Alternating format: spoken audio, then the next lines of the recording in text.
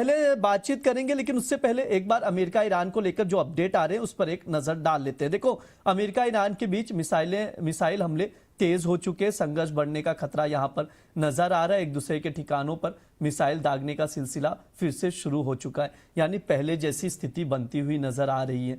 हालांकि कोशिश भी की जा रही है कि बातचीत हो जाए, समझौता हो जाए, लेकिन अभी तक कोई भी क्लैरिटी नहीं है बाजार को कि आगे क्या हो सकता है। लेकिन क्रूड अपने अकॉर्डिंग रिएक्ट कर रहा है। क्रूड देखें तो यहां पर घरेलू बाजार में आप देखेंगे तो करीब करीब 2% फिसल चुका है। इसके अलावा दूसरा सबसे इंपॉर्टेंट ट्रिगर है जो जापान के और वहां से फैसला लिया गया है ब्याज दरों को लेकर। वहां पर ब्याज दरें बढ़ाई नहीं गई, उसका भी असर पूरे बुलियन मार्केट पर दिखाई दे रहा है। आप देख सकते हैं जो है यूएस फेड के बाद बैंक ऑफ इंग्लैंड ने भी ब्याज दरों को स्थिर रखा है। बैंक ऑफ इंग्लैंड ने जो ब्याज दरें हैं 3.75% पर स्थिर रखा है। इसके अलावा आप लोगों को बता दें ये लगातार 5वीं बार है जो दरों में किसी भी तरह का बदलाव नहीं किया गया बैंक ऑफ इंग्लैंड की ओर से। यहाँ पर स्क्रीन पर है, आप लोग देख सकते हैं किसने कितने पक्ष में वोट किया। इसके अलावा आप लोगों को बता दें बैंक ऑफ जापान जिसका जिक्र कर रहा था मैं, ब्याज दरों में कोई भी बदलाव नहीं किया गया बैंक ऑफ जापान की ओर से। 1% पर यहां पर स्थिर रखा गया है बैंक ऑफ जापान ने ब्याज दरों को। इसके अलावा खास बात यह है कि जीडीपी के अनुमान में बढ़ोतरी की गई है। यह इंपॉर्टेंट अपडेट है, इसको आप लोग जरूर ट्रैक कीजिए। मोमिता मैम, आपसे शुरुआत करूंगा। बुलियन मार्केट पर चर्चा करेंगे हम लोग आज के सेशन में। एक बार प्राइजेस देख लेते हैं स्क्रीन पर और उसके बाद मैं आपसे राय लूंगा। अभी देखिए कॉमेक्स पर $4100 पर गोल्ड नजर आ रहा है और एमसीएक्स देखा जाए तो करीब 1,42,400 का चल रहा है। एमसीएक्स पर सिल्वर देखेंगे तो 2,19,000 का भाव चल रहा है। कॉमेक्स पर $58 के करीब सिल्वर नजर आ रहा है। मैम, जिस तरह से ब्याज दरों को लेकर फैसला लिया गया फेड के बाद और मिडल ईस्ट से जो अपडेट आ रहे हैं, इन दोनों ट्रिगर्स को आप कैसे देखते हो? बुलियन मार्केट पर आपका नजरिया। अगर मैं वैसे मतलब वन लाइनर में अगर इसको सम अप करें तो इट इज लाइक गोल्ड और सिल्वर अब थक गए हैं, बिकॉज यूएस ईरान का वॉर इतने टाइम से चल रहा है और इनके बीच में कोई भी समझौता होने का कोई आसार भी नहीं नजर आते। जब भी ये लोग बातचीत करने में आते हैं but they go back to strikes against each other.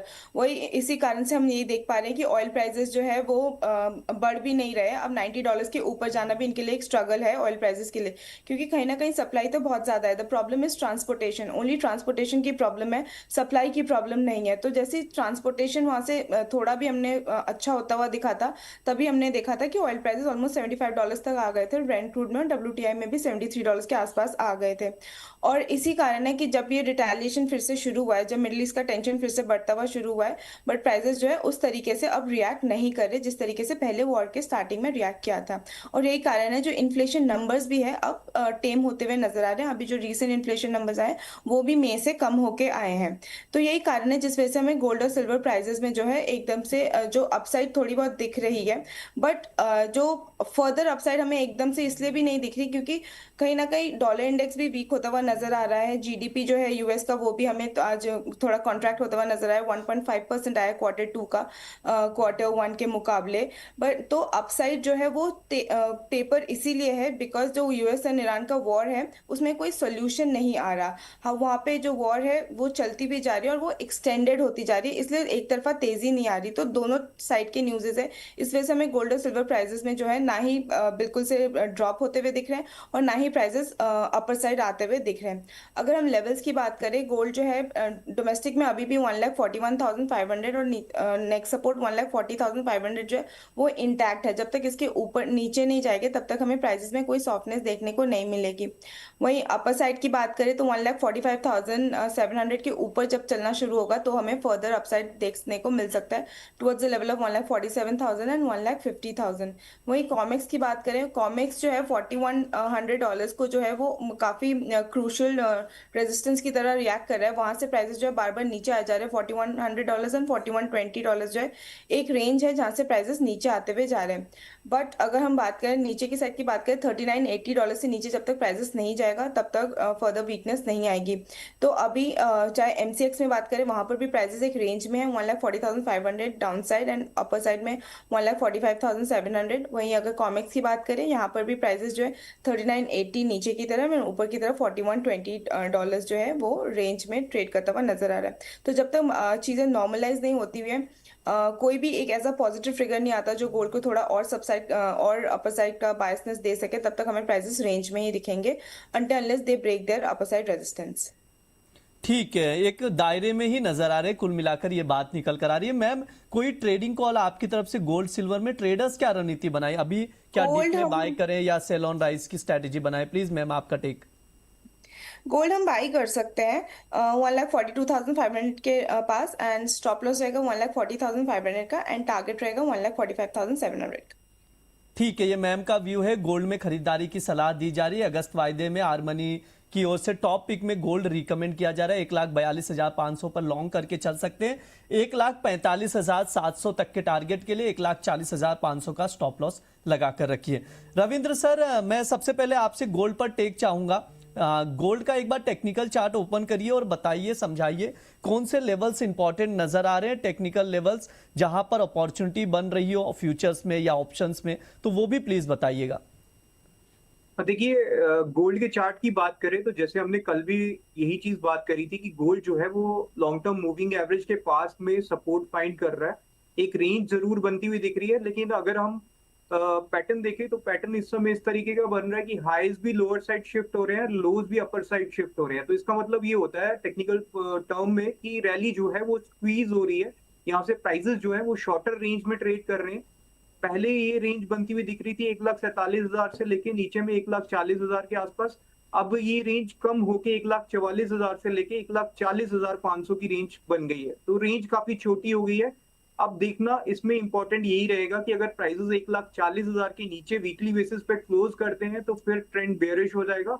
लेकिन अगर 1,44,000 के ऊपर क्लोज करते हैं तो फिर रैली जो है ये अपसाइड में 1,50,000 तक डोमेस्टिक लेवल में देखने को मिल सकती है। अभी के लिए बात करें तो अभी के लिए 1,41,500 इंपॉर्टेंट लेवल है। आज के लिए बात करें तो 1,42,800 से 1,42,900 की रेंज में बाय करके चल सकते हैं। 1,42,000 के स्टॉप लॉस के साथ टारगेट अपसाइड में लेके चल सकते हैं 1,44,000 का और 1,44,500 का। वहीं सिल्वर चार्ट की बात करें तो सिल्वर में प्राइसेस जो हैं ये कंटिन्यूसली सपोर्ट फाइंड कर रहे हैं, 2,10,000 के ऊपर होल्ड कर रहे हैं कंटिन्यूसली। और जब तक 2,10,000 से ऊपर है, मेरा बायस सिल्वर के लिए पॉजिटिव ही है। अपसाइड की बात करें तो अपसाइड में 2,30,000 का एक स्ट्रॉन्ग रेजिस्टेंस बनता हुआ दिख रहा है।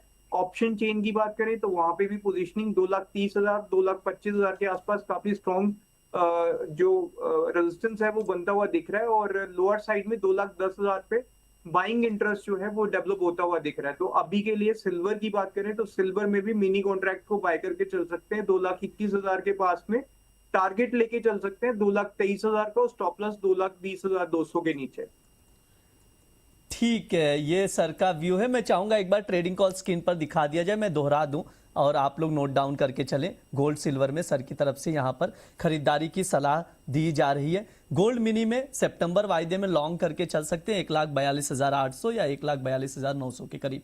1,44,500 के करीब का टारगेट रहेगा। 1,42,000 का स्टॉप लॉस मेंटेन करना है। इसके अलावा सिल्वर में भी सर क्या व्यू है? सिल्वर मिनी सितंबर वायदा खरीदारी की सलाह है। 2,21,000 पर लॉन्ग करिए, 2,23,000 तक के टारगेट के लिए 2,20,200 का स्टॉप लॉस आप लोग मेंटेन करके चल सकते हैं। तो ये सर की ओर से रिकमेंड किया जा रहा है गोल्ड और सिल्वर, तो उसके अकॉर्डिंग आप लोग स्ट्रेटेजी बनाइए।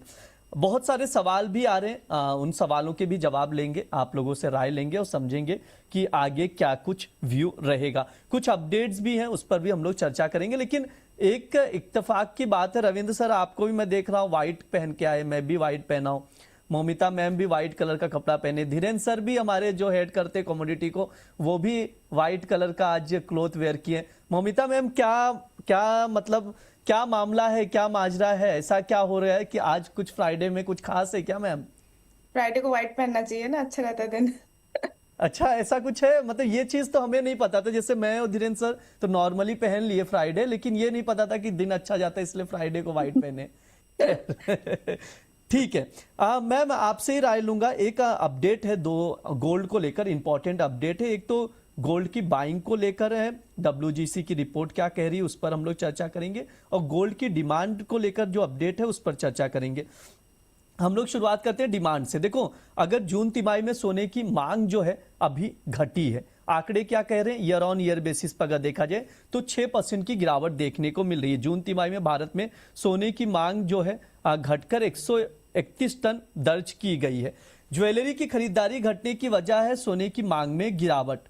आंकड़े स्क्रीन पर हैं, इसको आप लोग देखकर चल सकते हैं। इस पर मैं आपसे टेक लूंगा मैम, लेकिन उसके अलावा WGC की जो रिपोर्ट है वो भी काफी खास है, क्योंकि दोनों को मिलाकर गोल्ड का एक फंडामेंटल डेवलप होगा और आपका नजरिया रहेगा।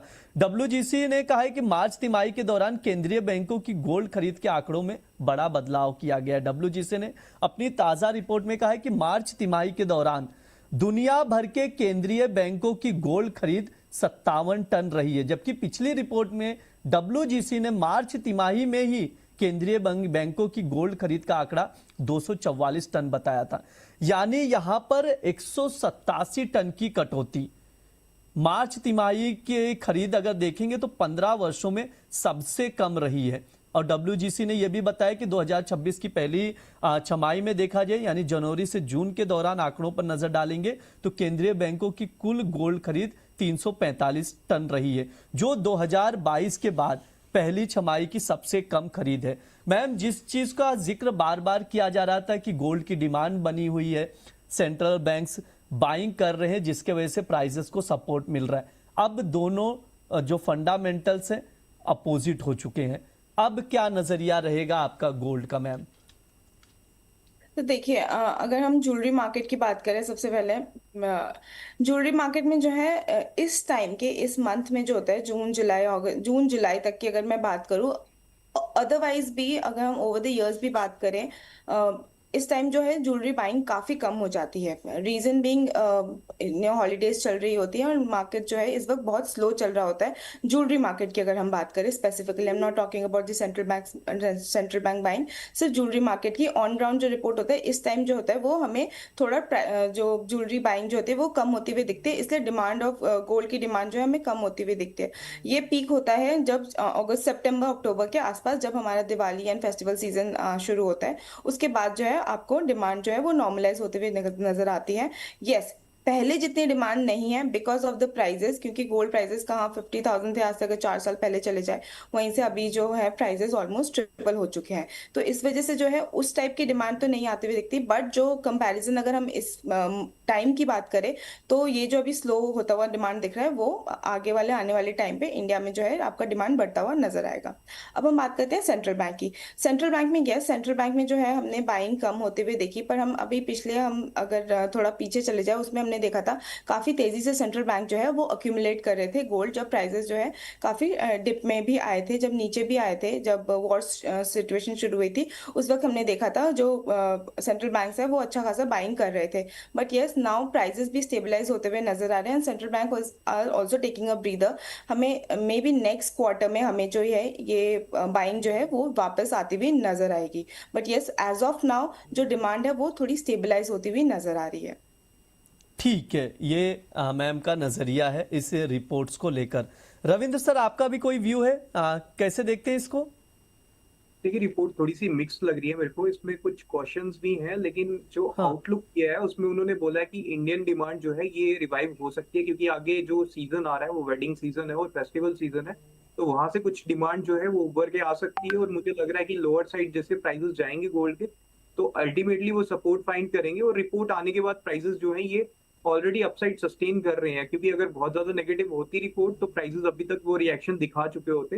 प्राइसेस सस्टेन कर रहे हैं, इट मींस कि कहीं ना कहीं वो बाइंग जो है वो लोअर लेवल से सपोर्ट कर रही है, और अभी चार्ट्स पे भी उसी तरीके के फॉर्मेशंस भी बन रहे हैं। तो ऐसा कुछ नजर नहीं आ रहा अभी के लिए कि प्राइसेस जो है वो एकदम से टूट के नीचे चले जाएंगे, और फिर 140 के नीचे अगर जाते हैं तो फिर 136 135 तक के लेवल है, लेकिन अभी ऐसा कुछ नजर आ नहीं रहा। ठीक है मैम, एक बार इन्वेस्टर्स के लिए नजरिया जानना चाहूंगा गोल्ड सिल्वर में, कि फिजिकल में अगर इन्वेस्ट करना है या गोल्ड सिल्वर ETF में इन्वेस्ट करना है तो अभी इन्वेस्ट कर ले मौजूदा भाव पर, या थोड़ा सा और वीकनेस का वेट करें? और साथ ही एक सवाल का जवाब भी दे दीजिएगा यहाँ पर। सवाल जो निकल कर आ रहा है मोहन जी का है फिजिकल में अगले जुलाई तक 2027 तक सोने चांदी का भाव क्या हो सकता है? अगर बाइंग की बात करें तो देखिए ऑब्वियसली बात है कि गोल्ड और सिल्वर का ना जो भी डिप आता है I am pretty biased towards it कि जब भी डिप आता है ना गोल्ड और सिल्वर में आपको बाइंग करनी चाहिए, क्योंकि अगर आप पीछे के हिस्टोरिकल चार्ट्स भी देख लें तो प्राइसेस कभी इस तरीके से नेगेटिव हमें परफॉर्म करते हुए नहीं दिखे हैं। ये वाला ईयर जो है वो थोड़ा डिफरेंट है, reason being this US and Iran war जो काफी दिन से चल रहा है, और अभी जो है प्राइसेस भी अब हमें स्टेबलाइज होते हुए दिख रहा है। तो जैसे भी कोई भी आपको डिप आता है ना गोल्ड एंड सिल्वर प्राइसेस में, वहां पे बाइंग करना, एक्यूमुलेट करना बहुत अच्छा रहता है, क्योंकि आगे वाले टाइम में जो ओवरऑल लॉन्गर टर्म की बात करें, जैसे 1 साल 1.5 साल की बात करें, प्राइसेस जो है हमें ऊपर आते हुए नजर आएंगे। तो यस, जो भी डिप आएगा उसमें बाई कीजिए सो दैट आपकी एवरेजिंग जो है वो बेटर हो।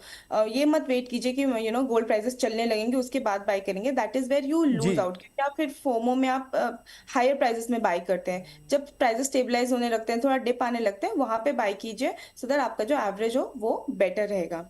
और रही बात अगले साल की जुलाई तक की, देखिए अगले साल की जुलाई तक की तो अभी मैं बात नहीं करूंगी। अगर मैं इस साल की बात करूं तो प्राइसेस जो है टुवर्ड्स द एंड भी हमने 1,50,000 और 1,60,000 के रेंज में ही दिखेगा, प्रोवाइडेड जो इंटरेस्ट रेट है जो बढ़ने की प्रोबेबिलिटी है वो कम होती जा रही है, और अगर वो कम ही होती रही और एक भी रेट हाइक्स नहीं हुए तो हमें प्राइसेस जी 1,50,000 तक जाते हुए दिखेगा इन नेक्स्ट 6 to 7 months। ठीक है, ये मैम का नजरिया है गोल्ड सिल्वर को लेकर, तो उसके अकॉर्डिंग इन्वेस्टर्स देखकर चल सकते हैं।